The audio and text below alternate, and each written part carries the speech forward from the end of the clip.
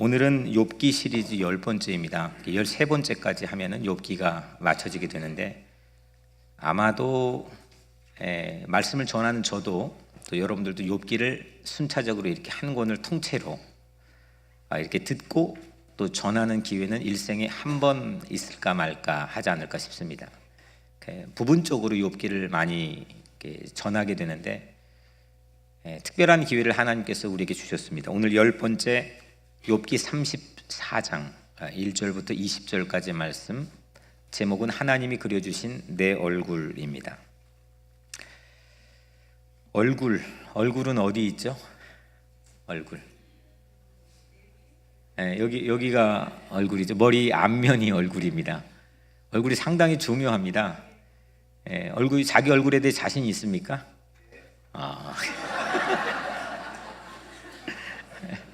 얼굴은 주로 이건 내 건데 다른 사람이 대부분 사용합니다.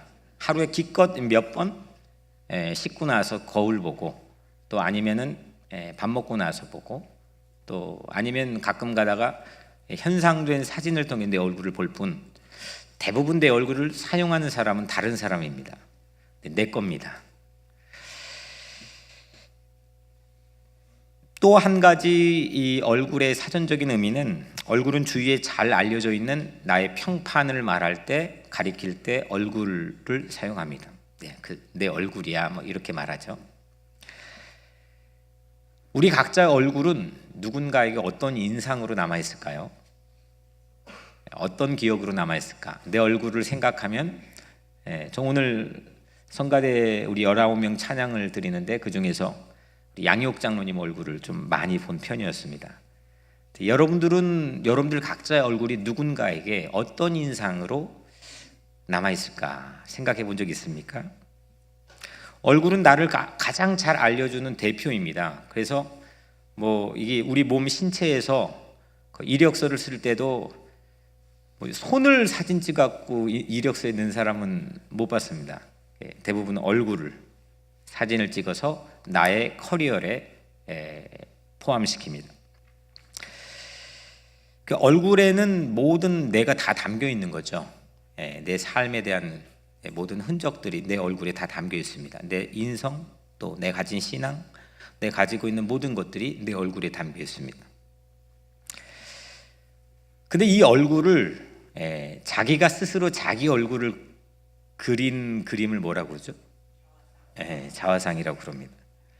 얼마 전 이제 안식 올 때 맨하탄의 메트로폴리탄 뮤지엄에 간 적이 있습니다. 특별한 목적을 가지고 이게 빈센트 반 고흐의 그림을 보러 갔습니다. 시즌마다 좀 다르지만 그때 전시된 빈센트의 그림은 총 12점이었습니다. 그 중에 앞에는 자화상이고 또 뒤에는 감자밭의 이야기가 담겨있는 그림이 있었는데 참 인상적이었습니다. 빈센트는 어떤 화가보다도 제가 정확히 말할 수는 없는데 자화상을 아주 많이 그린 화가 중에 한 사람입니다. 가장 많이 그리지 않았을까 싶습니다. 자기 시기별로 끄떡하면 자기 얼굴을 자기가 그렸습니다. 거기에는 그 뮤지엄에는 없었지만 1889년도 7월 달에 빈센트가 발작을 일으킵니다. 그래서 정신병원에 들어가고, 또 자기 귀를 자르죠. 자기 스스로 자기 귀를 자르고, 심리적으로 매우 불안한 정신질환을 앓다가 이제 그 이듬해 죽게 됩니다. 그때 7월 발작을 일으킨 후에 아주 황폐한 필치로 자기 얼굴을, 자화상을 그린 그림이 매우 인상적이었습니다.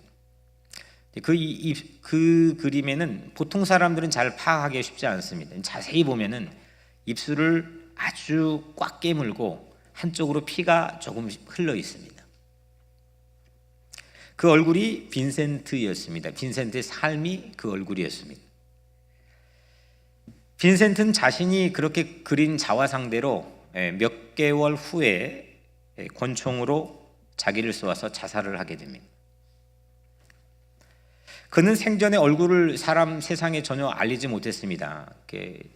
오죽하면 그림을 사가는 사람이 하나도 없어서 그 아우 편지를 엄청 보냈잖아요. 그 빈센트의 아우의 집에 팔린 그림이 없어서 뭐 엄청난 그림이 그 아우의 집에 보관이 되어 있었습니다. 지금은 살 수가 없는 어마어마한 금액이고 돈이 있다고도 살 수 없는 그런 엄청난 작품, 세계 최고의 작품들이 되었지만 여튼 당시에는 사가는 사람이 없었습니다. 그것이 반영돼서 그랬는지 모르겠지만 끊임없이 시즌별로 자기의 인생 시기마다 자기 얼굴 자화상을 그렸던 빈센트는 마지막 이 정신 발작을 일으키고 또 그 자화상을 그린 그림대로 결국은 비운의 삶을 마감하게 됩니다. 스스로 자기를 그린 얼굴이 이토록 전 중요하다고 생각합니다. 물론 저같이 그림에는 젬병이고 그림 잘 못 그린 사람은 자기 얼굴을 그릴 기회조차도 뭐 별로 없습니다. 물론 화폭에다 자기 얼굴을 자화상을 그릴 기회가 있건 없건, 하지만 우리 모두는 나에 대한 나의 인식, 내가 내 얼굴을 가지고 있는 자화상 우리 마음속에 품고 살아갑니다. 사람들이 이거에 대해서 어떤 평판을 가지고 있을까? 어떻게 생각할까? 좋아할까? 싫어할까? 그 상당히 민감하게 반응하면서 나의 자화상, 내 얼굴을 내 가슴에 품고 그렇게 살아갑니다. 여러분 마음에는 자기 얼굴이 어떻게 그려진 그림을 가지고 있습니까? 여러분들은 어떻습니까? 다른 사람은 어떻게 보건 말건 나는 우리 정우현 집사님처럼 내 얼굴 최고야 그렇게 생각하고 살아가십니까? 그 노래 있죠? 그 사과 같은 내 얼굴, 우리 한번 같이 해볼까요? 시작. 사과 같은 내 얼굴은 예쁘기도 하지요. 눈도 반짝 반짝 입도 반짝. 유치원 교육을 잘 받으셨군요. 그 다음은 오이 같은 내 얼굴, 뭐 길쭉길쭉. 사과 같은 얼굴. 저 어릴 때 그 교회 유치부실에서 어떤 방인지도 기억이 납니다. 그 방에서 그 유치원 선생님이 앞에서 이 율동한 게 갑자기 생각이 났습니다. 사과 같은 내 얼굴. 우리가 그렇게 내 얼굴에 대한 어떤 자존감, 자신감, 내 삶에 대한 그런 긍정적인 마음을 가지고 늘 살면 좋겠지만 세상이 그렇게 호락호락하지 않습니다. 우리를 가만히 놔두지 않죠. 오늘 욥기 안에는 욥기가 총 몇 장인지 기억하시는 분 계세요? 우리 교회 수준이 괜찮습니다. 욥기는 총 42장인데 이 42장이 장구한 책에 욥의 얼굴을 그린 자화상 4점이 걸려 있다고 생각이 됩니다. 먼저 첫 번째는 욥이 잘 나갈 때 스스로 그린 얼굴, 욥의 얼굴입니다. 욥의 얼굴, 그때 얼굴이 어땠을까요? 반짝반짝 빛이 났겠죠? 자신만만했겠죠. 두 번째로 이렇게 나락에 한꺼번에 떨어질 수 있을까? 이런 케이스가 있을까 싶을 정도로 한꺼번에 급전직하 모든 걸 다 잃어버렸습니다. 나락에 떨어졌을 때 친구들이 찾아와 말로 욥 자신이 그린 자기 자화상, 자기 얼굴 속을 다 긁어놨잖아요. 이때 욥의 얼굴 표정은 어땠을까요? 욥의 얼굴 표정은 지금 박광희 권사님 얼굴 같아요. 너무 안쓰러워서 지금 인상을 쓰고 어땠을까? 힘들었겠죠. 행복하지 못하고 불운한 표정을 가지고 아마 이 자화상은 그려졌을 겁니다. 우리가 가지고 있는 성경의 4장부터 32장까지를 보면 이 욥의 세 친구가 찾아와서 욥을 닥달하면서 마음을 긁어놓는 상황에서 욥 자신이 자기를 표현한 표정들을 글을 통해서 우리는 충분히 짐작해 볼 수가 있습니다. 완전히 망가져 있습니다. 세 번째로 오늘 본문을 포함해서 엘리후라고 하는 분이 욥을 찾아와서 33장부터 37장까지 욥에게 말을 건네줍니다. 이때 이 말을 듣고 욥이 자기 얼굴을 또 이 글 안에 담아놨는데, 자화상을 그렸는데, 이때는 얼굴이 교정 단계입니다. 수정 단계입니다.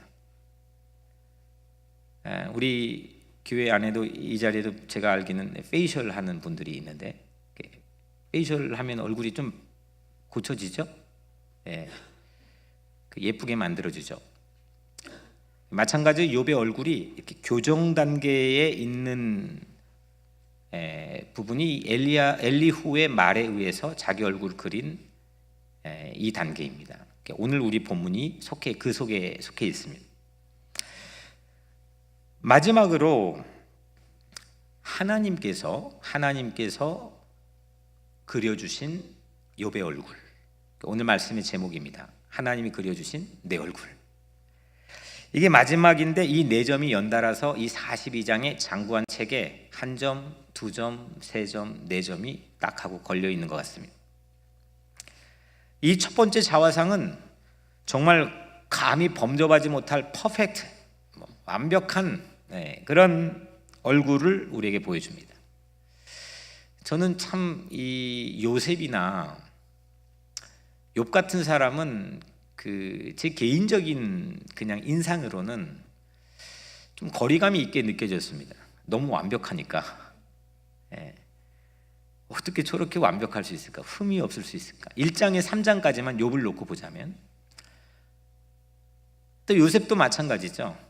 완전 완벽합니다.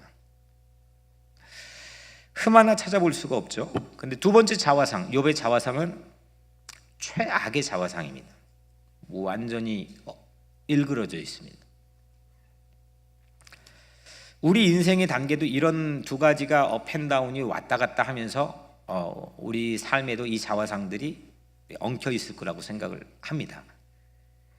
세 번째 엘리후로 인한 욥의 자화상 조정 단계라 말씀드렸고, 네 번째 하나님께서 그려주신 욥의 얼굴은 당연히 은혜로 가득 차 있는 얼굴이겠죠.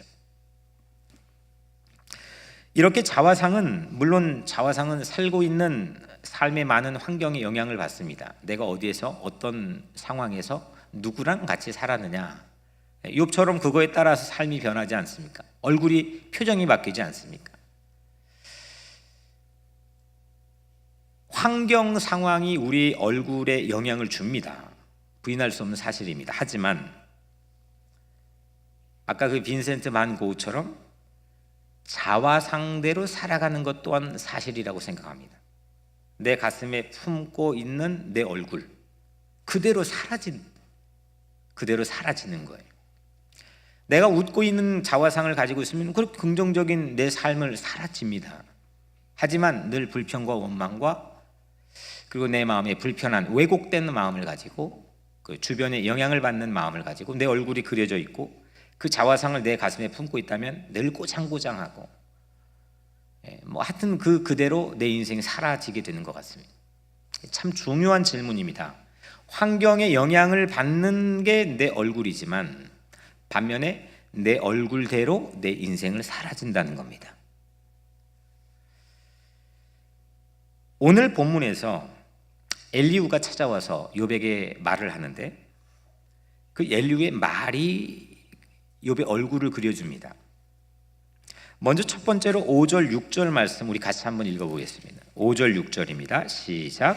욥이 말하기를 내가 의로우나 하나님이 내 의를 부인하셨고 내가 정당하게도 거짓말쟁이라 하였고 나는 허물이 없으나 화살로 상처를 입었노라 하니. 아멘. 그러니까 엘리후가 욥이 과거에 했던 말을 인용해서 지금 들려주는 겁니다. 욥이 말하기를, 네가 말했잖아, 그죠? 내가 의로우나 하나님이 내 의를 부인하였습니다. 내가 지금 잘못한 거 없는데 하나님이 나의 의로움을 부인했습니다. 그러니까 지금 욥의 심정은 어떤 심정입니까? 상당히 부당하다는 거죠. 억울하다는 겁니다. 여러분들 억울하거나 부당한 상황에 딱 직면에 서 있을 때 얼굴 표정이 어떻게 바뀝니까? 정정 집사님은 그냥 마냥 좋죠. 지금 졸업해가지고. 예. 얼굴이 좋아요? 남편이 만약에 이를테면 남편이 정말 나는 성심성의껏 정말 뭔가 잘해보려고 도와줬는데 그 마음을 몰라주고 아주 억울하게 나를 코너로 몰았다고 칩시다. 그 남편 앞에서 여전히 이렇게 웃고 있습니까? 안 되죠. 잘. 얼굴이 억울한 감정만큼 사람만 정말 미치게 하는 게 없거든요. 부당한 상황 앞에 불이한 상황 앞에 사람들이 참 이게 불편합니다. 지금 욥이 그렇게 표현했습니다. 하나님, 내가 얼마나 진짜 하나님께 예배뿐만 아니라 얼마나 의로운 삶을 살기 노력했습니까? 하나님 내 의를 몰라주셨구나. 내 의를 부인하셨고 하나님 부당합니다. 나 억울합니다. 이렇게 지금 욥이 과거에 새 친구와 말했다는 걸 인용해서 엘리후가 다시 들춰낸 겁니다. 야, 너 얼굴이 이랬어 라고. 또 같은 절에 내가 정당함에도 거짓말쟁이라 하였고, 욥이 거짓말쟁이가 돼버렸습니다.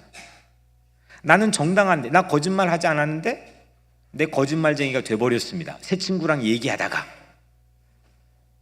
그래서 욥의 얼굴 표정을 지금 그려놓은 겁니다.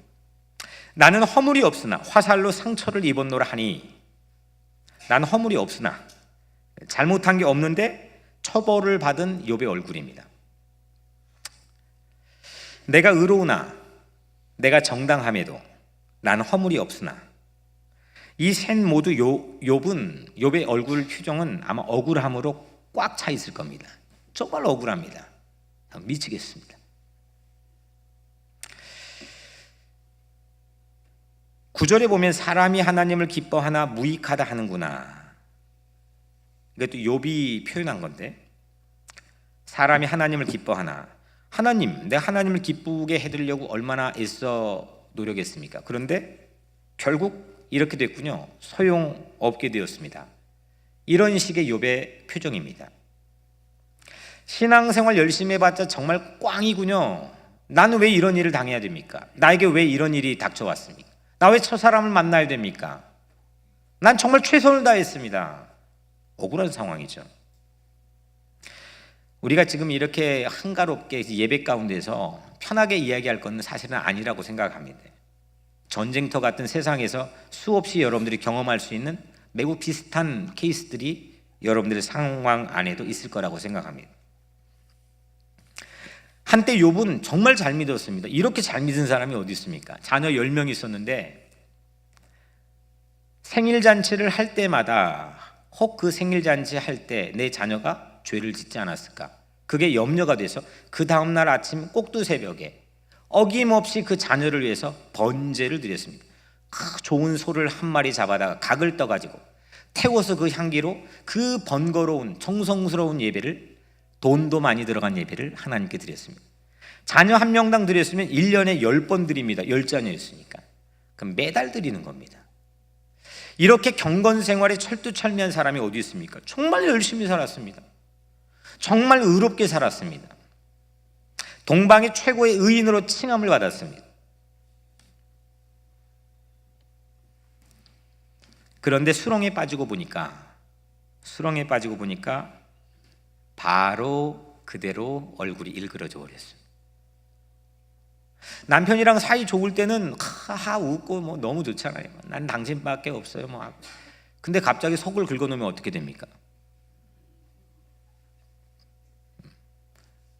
우리 박희숙 집사님은 어떻게 돼요? 그 상황에 박희숙 집사님이 여전히 천사가 될 것 같아요. 다 우리가 한결같은 사람인지라 그런 상황에선 오늘 성령 충만 주일인데 성질 충만이 될 때가 많이 있죠. 욥은 정말 많은 걸 잃어버렸습니다. 재산 잃어버렸죠. 다 잃어버렸습니다. 정말 갑부였는데 다 잃어버렸습니다. 자녀 10명인데 한 명도 안 남기고 다 잃어버렸습니다. 건강 잃어버렸습니다. 근데 이런 고난보다도 새 친구와 대화한 내용을 추적해서 보면 이렇게 받은 다 잃어버린 고난보다 더 힘들었던 욥의 마음을 토로한 걸 보면 그 욥이 스스로 그린 자화상을 보면 그 친구들이 찾아와서 내 마음을 긁어놓은 말이 나의 억울함을 더 격상시켰다라고 고백합니다. 그 친구들의 말로 그려진 얼굴이 완전히 이제 힘들었던 겁니다. 성경에서는 성질 충만한 상태로 쓰임받은 사례가 거의 없습니다. 성경은 사실은 성질 충만한 사람들이 많이 있습니다. 사울도 그랬죠. 바울로 변화되기 전에 이렇게 고집센 사람이 어디 있습니까? 나중에 알고 보니까 그렇지, 그 예수 믿는 사람을 내가 이렇게 못 살게 굴었구나 이렇게 안 거지. 그 고집 절대 꺾지 않잖아요. 다메섹 그거 얼마나 뭡니까? 거기까지 그 예수 믿는 사람 잡아다가 감옥에 쳐놓으려고 열심을 부렸습니다. 이 바울뿐입니까? 성경에 나오는 사람, 성질 충만한 사람 정말 많이 있습니다. 그런데 성질 충만한 상태로 쓰임 받은 사람은 단 한 케이스도 생각해 봤습니다. 한 케이스도 없습니다.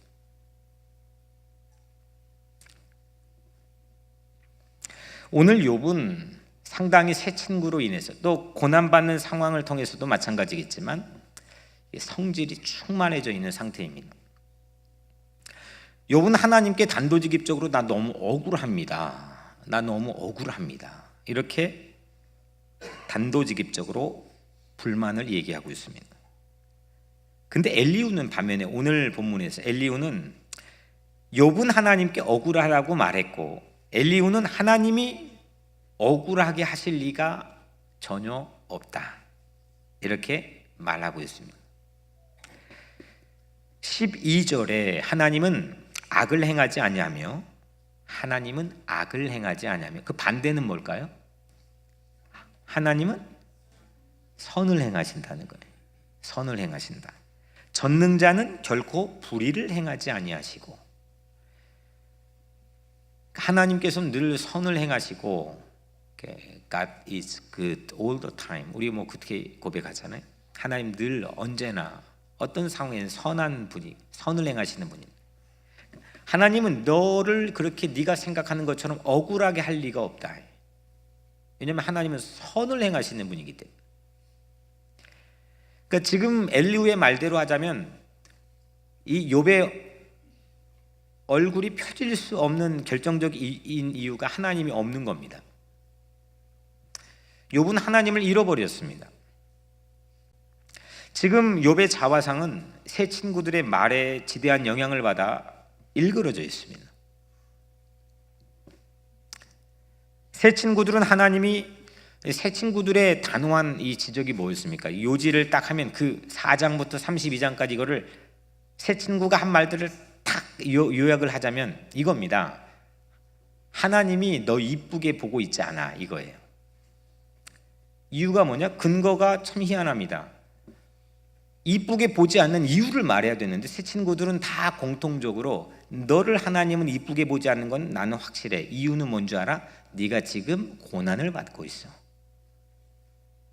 그러니까 이걸 좀 오늘 우리 상황으로 하자면 너 시험을 떨어졌어? 너 직장이 쫓겨났어? 너 돈을 잃어버렸어? 너에게 건강에 어려움이 왔어? 넌 하나님 뭔가 이상하게 볼 거야. 그 말을 여러분들이 욥의 자리에서 여러분들이 듣는다면 기분이 어떨까요? 괜찮을까요?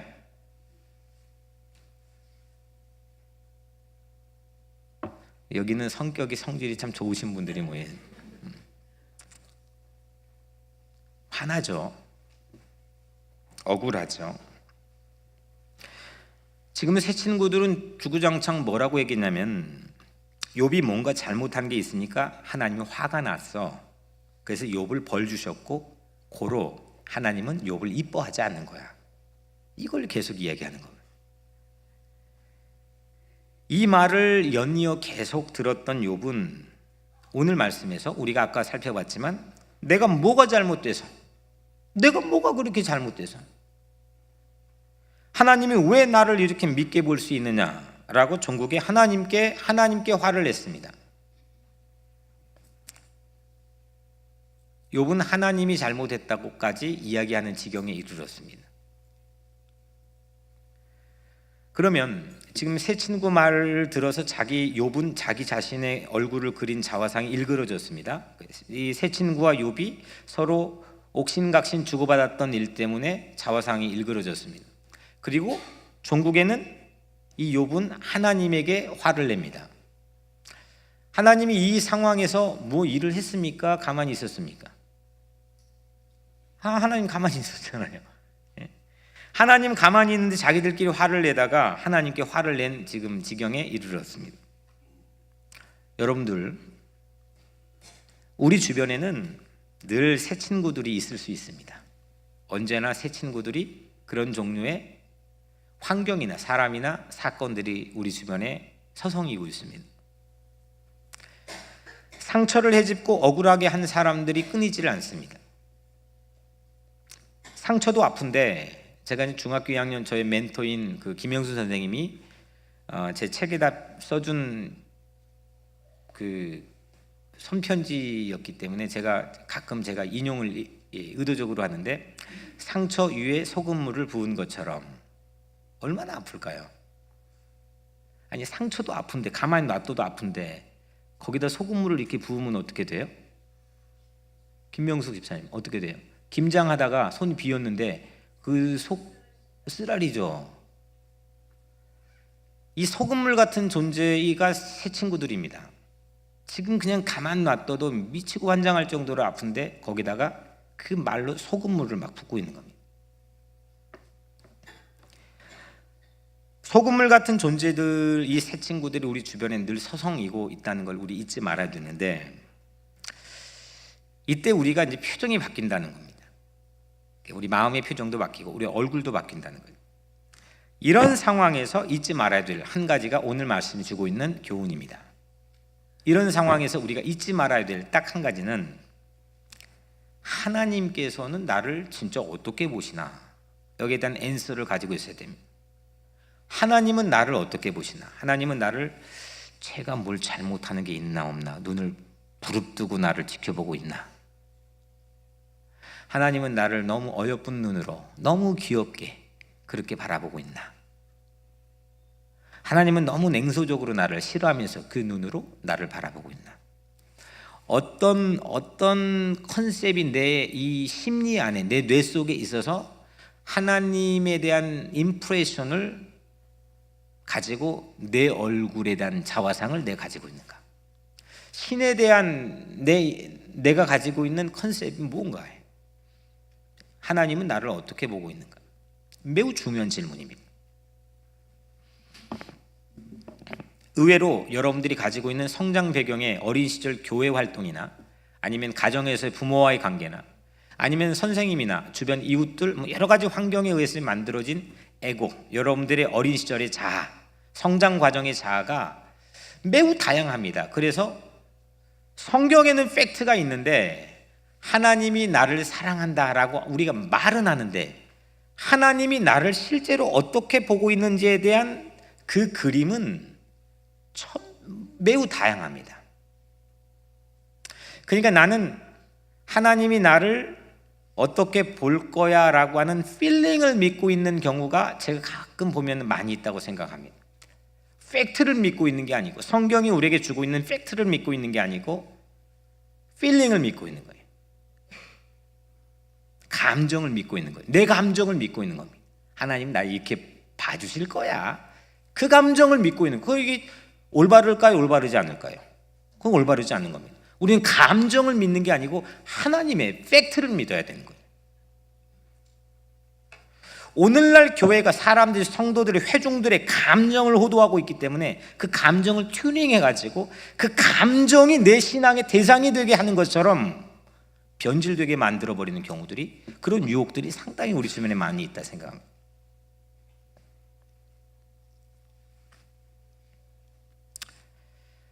하나님께서 나를 어떻게 보고 계실까? 오늘 21절에 보면, 오늘 읽지는 않았지만 저를 잘 들어보시면 됩니다. 그 다음 절입니다. 마지막 다음 절에 21절에 그는 사람의 길을 주목하시며, 그는 하나님입니다. 하나님은 사람의 길을 주목하시며 사람의 모든 걸음을 감찰하시나니. 감찰이 뭡니까? 감찰이 이 정부 기관에서 감사를 하는 감찰기관에서는 무서운 겁니다. 검사 한 명만 나를 따라붙으면서 이잡듯이 내 삶의 흔적들을 추적한다고 해도 우리 위축되고 위압감을 느낄 겁니다.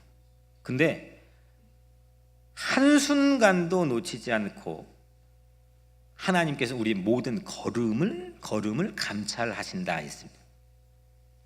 사소한 것 하나 놓치지 않으시고 우리를 보고 있는 게 하나님의 눈입니다. 사실 이건 무서운 겁니다. 이 말씀은 다시 말하면 그 앞에 누가 옳다고 누가 자신할 수 있겠습니까? 모든 걸음을 감찰하시는 그 눈앞에서 나는 좀 괜찮은데, 난 쟤보다 나은데, 내가 이렇게 열심히 했는데 누가 내가 이렇게 옳다고 자신할 수 있겠습니까? 그래서 성경은 우리 모두가 다 삐까삐까 죄인이라는 겁니다. 욥은 그동안 자기가 한 모든 일이 아까웠습니다. 얼마나 아까워요. 소도 아깝고 자기가 한 시간도 아깝고 그 노력했던 거 제가 얼마나 열정을 부었는데 그것도 아깝고 그래서 억울했습니다. 우리는 하나님의 감찰을 피할 수 없다는 것을 받아들여야 내 자화상의 밑그림을 제대로 그리기 시작할 수 있습니다. 나는 죄인이다. 나는 이건 올바를 수가 없다. 나는 제대로 갈 수가 없다. 욥처럼 본전 생각하면 이거는 밑그림이 자화상이 엉뚱하게 일그러져 버리게 됩니다. 내 얼굴이 그대로 나타나지가 않고 엉뚱하게 일그러져서 업앤다운, 언앤오프가 왔다 갔다 하게 된다는 겁니다. 로마서, 성경 최고의 다이아몬드처럼 여겨진 로마서, 바울이 썼죠. 이 로마서, 이게 설교를 준비하면 하나님이 제게 주신 감동은 로마서는야 바울의 최고 자화상이 있는 작품이라는 겁니다. 로마서는 이 바울의 이 자화상의 표정이 변화합니다. 이 걸작이 전시되어 있는 게 저는 로마서라고 생각합니다. 먼저 바울은 밑그림을 스케치하는데 로마서 3장 10절 의인 한번 따라 해볼까요? 의인은 없나니. 그 다음 뭐죠? 하나도 없으며. 하나도 없다. 의인은 한 명도 없다는 거예요. 괜히 난척하지 말라는 거예요. 한 명도 의인이 없다는 거예요. 하나님 앞에서.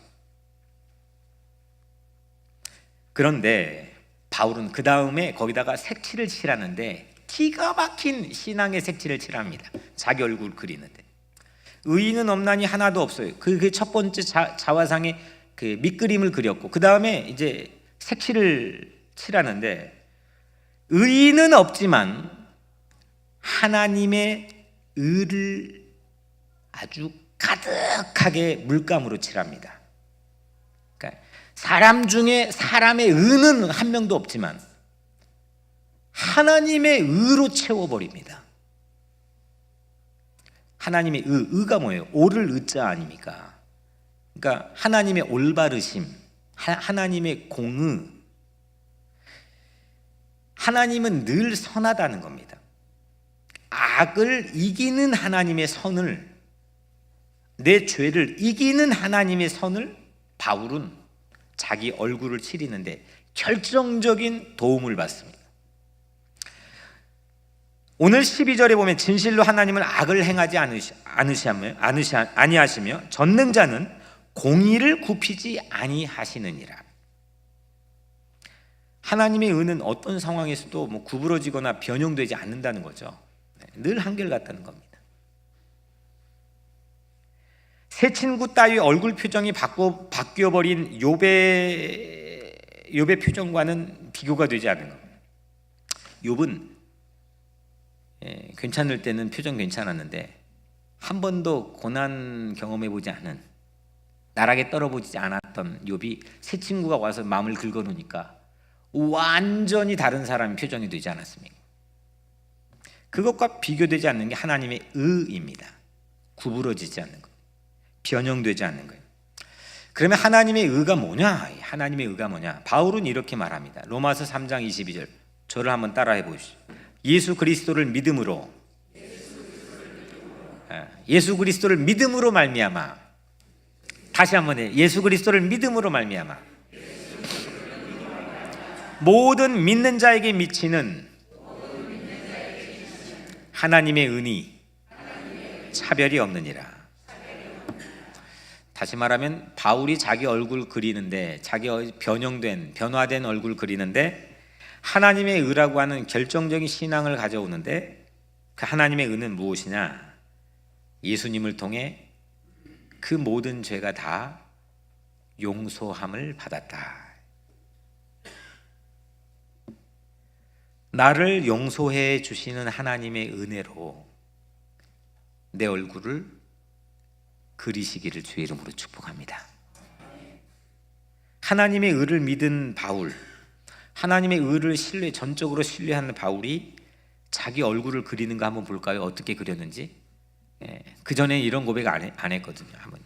로마서 8장이 성령장인데 한번 저를 따라해 보겠습니다. 누가 정죄하리요? 이거 바울이 고백한 거예요. 자기 얼굴 그리는 거예요. 자기에 대한 자기 인상을 그리는 거예요. 누가 감히 나에게 정죄하겠느냐?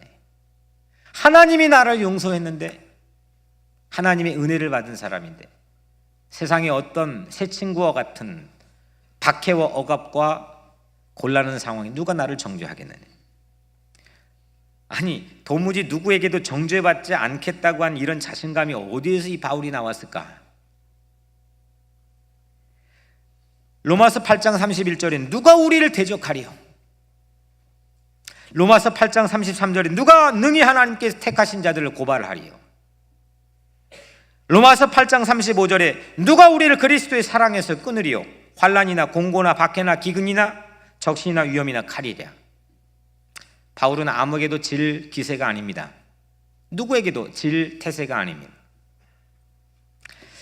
제게 일평생의 은인, 제가 좀 오래전에 말씀드려서 처음 듣는 분들도 계실 텐데, 제가 일평생 은인이고 영적인 아버지가 되어주신 이중표 목사님. 이중표 목사님이 2005년 5월 어느 날 영국에 있던 제게 전화를 주셨습니다. 전화 수화기 너머로 이제 더 살기가 내가 힘드니, 과거에 70년대부터 큰 대수술을 4번째 했습니다. 이제 더 살기 힘드니 한국에 좀 와달라고 하는 연락을 받았습니다. 그리고 다음 날 비행기를 타고 한국에 갔습니다. 3개월 동안 서울 아산병원에서 병간호를 해드렸습니다. 사람이 암으로 인해서 고통받아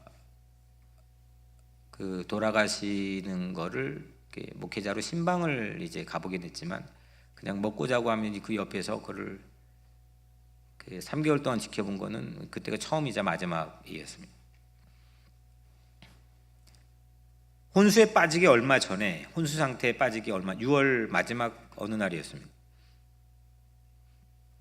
목사님이 제게 말을 걸었습니다. 온태야, 내가 일평생 교회를 사랑했지, 민족을 사랑했지. 네. 교회를 부흥시켰지. 네. 무엇으로 한지 아느냐? 이게 전부 질문이었습니다. 지금 전 이제 편하게 하지만 들릴락 말락 하는 그 고통 가운데 새어나오는 소리였습니다. 한국에서 한국 3대 설교가 중에 한 사람이다라고 칭호를 받을 정도로 대단한 사역을 했던 목사님이 그 힘이 없어서 아파 돌아가시기 직전에 제게 했던 물음이었습니다.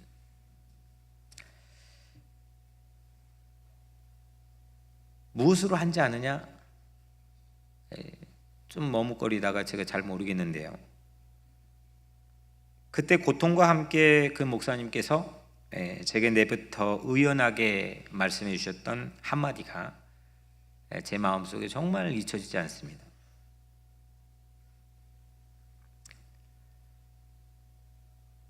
신성한 자존감이지, 이 말씀했습니다. 신성한 자존감이지. 그 아픈 양반이 마지막 그때 또 한창 최고 인기였던 이순신이라는 드라마 아세요? 그 이순신은 꼭 틀어달래 또.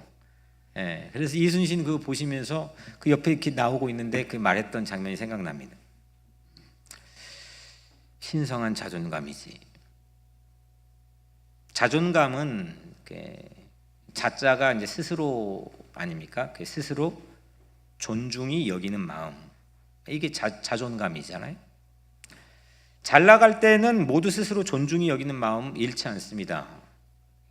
그 왜 잃습니까? 잘 나가고 있는데 사람들이 인정해주고 칭찬해주고 위로 이렇게 해줄 때는 사람들은 누구나 자존감이 상승합니다. 그런데 새 친구들처럼 옆에 누가 조금 건들면 그 자존감은 금세 무너지고 의심을 하고 불안하게 됩니다. 그런데 신성한 자존감, 거룩한 자존감은 나 스스로 존중이 여기는 마음이 아닙니다.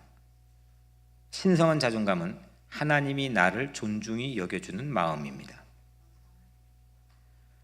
오늘 말씀의 제목과 일맥상통한 얘기입니다. 하나님이 그려주신 내 얼굴. 내가 그린 내 얼굴이 아니고 남이 그린 내 얼굴이 아니고 하나님이 그려주신 내 얼굴입니다. 하나님께서는 외모로 우리를 판단하지 않으십니다. 아멘. 18절 19절 오늘 그는 왕에게라도 무용지물이라 하시며 가난한 자들 앞에서 부자의 낯을 세워주지 아니하시나니 이는 그들이 다 그의 손으로 지으신 바가 됨이라. 저는 사실 이 부분 때문에 어린 시절부터 목사가 되고 싶은 꿈을 버리지 않았습니다. 기억해보면 하나님이 저를 불러주신 거지만 하나님이 그 마음을 저에게 주셨던 것 같습니다. 너무 멋있어 보였습니다. 목사가 이래서 멋있어 보였고 매력적으로 보였습니다. 오늘 말씀이 왕의 얼굴인 용한, 왕의 얼굴 앞에 그거 필요 없, 쓸모없다, 무용지물이라는 게 하나님 바라보는 시선이라는 겁니다. 왕 앞에서 어떻게 우리가 얼굴이라 들겠습니까? 그 앞에서 그거 한번 봤다고 난리를 필 텐데. 근데 그거 하나 눈 하나 깜짝하지 않고 그거 필요 없다, 무용지물이라고 말할 수 있는 게 하나님의 눈길이라는 겁니다.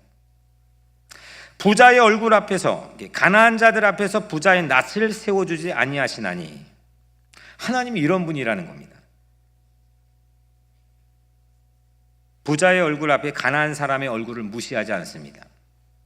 세상에 돈, 명예 이런 것들 다 가지고 있는 사람들, 그런 사람들 앞에 가난한 자들 주목하는 것이 쉽지 않습니다. 근데 목사는 세상에 어떤 권력자건 세상에 어떤 출세한 사람이건 그 사람들의 뒷배경 때문에 비굴해지거나 아니면 절대 그럴 필요가 없습니다. 또 정말 가난하고 아무것도 없고 세상에 버림받는 연약한 자들은 그 밑에 엎드려 그 발바닥을 핥을 정도로 연약해져야 되는 것이, 겸손해져야 되는 게 목사입니다.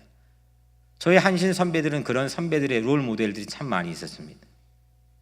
저는 그게 목사가 너무 멋있었습니다. 지금도 그렇게 목회하고 싶은 마음이 간절합니다. 세상과 완전히 구분되는 꼭 비단 목사뿐이겠습니까? 예수 믿는 사람. 하지만 우리들은 늘 연약합니다. 그런 아이덴티티를 가지고 있으면서도 우리는 늘 무너질 때가 있습니다. 하지만 하나님께서는 오늘 이 엘리후의 말에 의하면 하나님께서는 외모로, 사람을 외모로 판단하지 않는다는 겁니다. 외향으로 판단하지 않는다는 겁니다. 우리가 뭐가 이렇게 잘났습니까? 말한 대로 의인 하나도 없다고 하는데 뭐가 우리가 내세울 게 있습니까? 그것 때문에 우리는 주눅 들고 자책과 죄책감에 시달릴 수도 있는데 그 외모로 우리를 아무것도 판단하지 않겠다고 하는 게 하나님의 단언입니다. 하나님은 새 친구들과는 다른 그림을 그리고 있습니다. 새 친구들은 세상을 대변합니다. 죄다 욥에게 다가갔던 새 친구들, 끼처럼 세상이 여러분 주변에 있는 모든 사람들은 여러분들이 가지고 있는 결과를 가지고 원인까지 자기가 알아버렸다고 자신합니다. 인과응보에 대한 논리를 너무 쉽게 가져와 버립니다. 우스운 얘기입니다. 우리가 어떻게 그렇게 평가될 수 있겠습니까?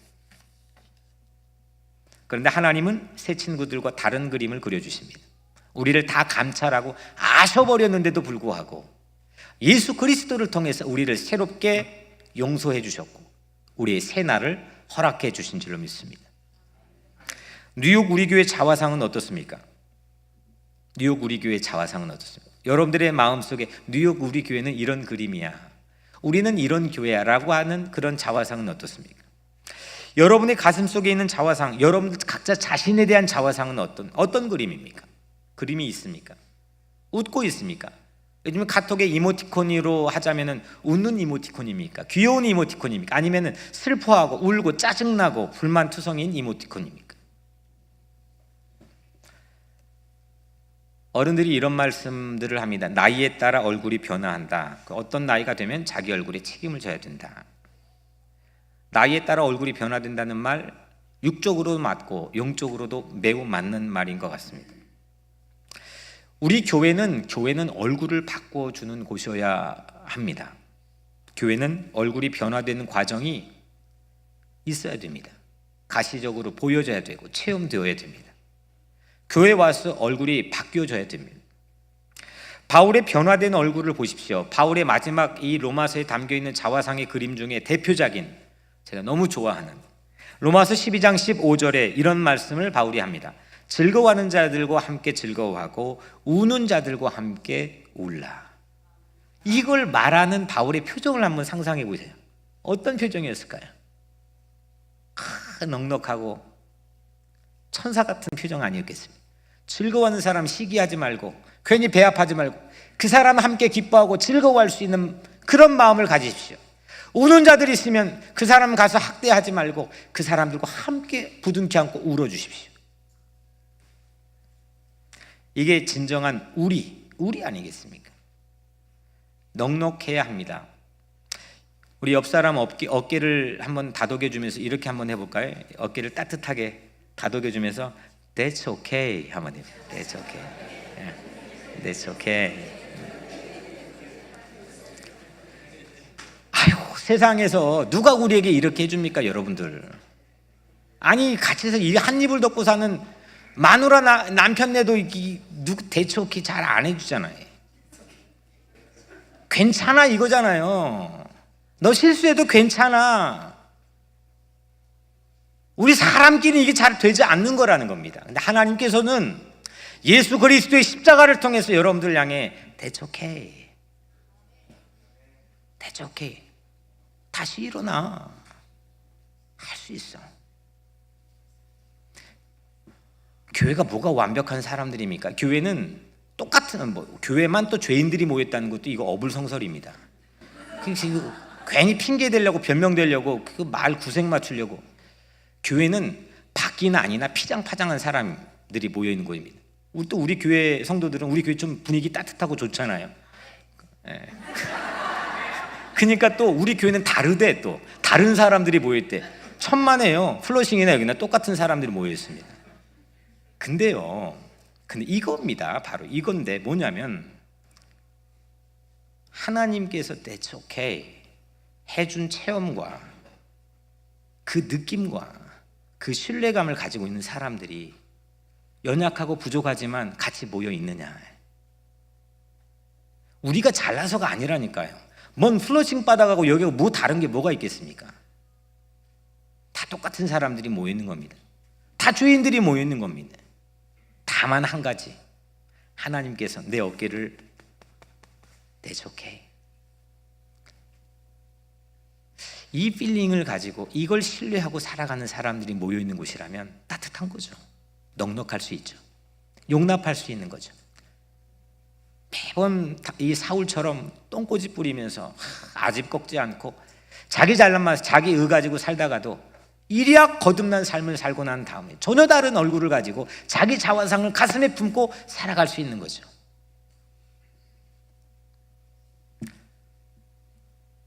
변화된 내 얼굴로 살아갑시다. 이것은 하나님의 은혜를 받은 사람만이 체험할 수 있는 변화된 얼굴입니다. 나를 외모로 판단하지 않으시고 내 죄만을 추궁하지 않고 보지 않고 그리스도의 보혈로 나를 용서하신 하나님의 보혈 물감으로, 그 보혈 물감으로 오늘 나의 자화상을 그립시다. 욥은 부하고 인정 안정됐을 때만 하나님을 만났습니다. 근데 그때 누가 못하겠습니까? 잘 나가는데 누가 하나님 못하겠습니까? 갖다 빚을 얻어서라도 하나님에게 바칠 수 있는 거죠. 잘 되고 있으니까요. 가난하고 고난 속에서 하나님을 만나본 적이 한 번도 없던 사람이 욥입니다. 실제 고난을 직면하니까 다 무너졌습니다. 우리랑 욥이나 피장파장. 그래서 자기 의에 사로잡힌 얼굴로 새 친구에 맞섰습니다. 금방 무너졌습니다. 일그러졌습니다. 그런데 하나님의 은혜로 변화된 욥은 막판에 욥기 42장 가면요, 이 욥이 새 친구들을 위해서 기도합니다. 제가 읽어드릴게요. 42장 10절에 욥이 그의 친구들을 위하여 기도할 때, 욥이 새 친구들을 위해 기도할 때 여호와께서 욥에게 이전 모든 소유보다 갑절이나 주신지라. 욥이 새 친구들을 위해 기도할 때 그의 얼굴 표정이 어땠을까요? 얼마나 감격했을까요? 옆에 있는 사람조차도 뭉클하지 않았겠습니까? 사랑하는 성도 여러분, 욥의 얼굴이 변화된 것이 보입니까? 내 의로 잘 나갈 때 가지고 있을 수 있는 자화상 말고, 또 조그만 새 친구들이, 소금물 같은 새 친구들이 와서 찔벅거리니까 무너져 버린, 일그러져 있는 그런 표정 말고, 오늘 예수 그리스도의 보혈로, 그 물감으로 내 얼굴을 다시 되새하는 그런 자화상을 가지고 다시 변화된 얼굴로 세상에 나가시길 바랍니다. 하나님이 그려준 얼굴로 삽시다. 내 얼굴은 사람에게 영향을 받는 것이 아니라, 사람에게 영향을 받는 게 아니라 사람에게 영향을 줄 수 있는 게 내 얼굴이 되어야 될 줄로 믿습니다. 성질 충만이 아니라 성령 충만하게 빛나는 얼굴로 세상을 축복하시기를 주의 이름으로 축복합니다. 신성한 자존감, 하나님이 그려주신 내 얼굴로 살아서 근사한 자화상을 여러분들의 가슴팍 속에 품고 세상에 나가 승리하게 되기를 주님의 이름으로 간절히 축복합니다. 기도하겠습니다.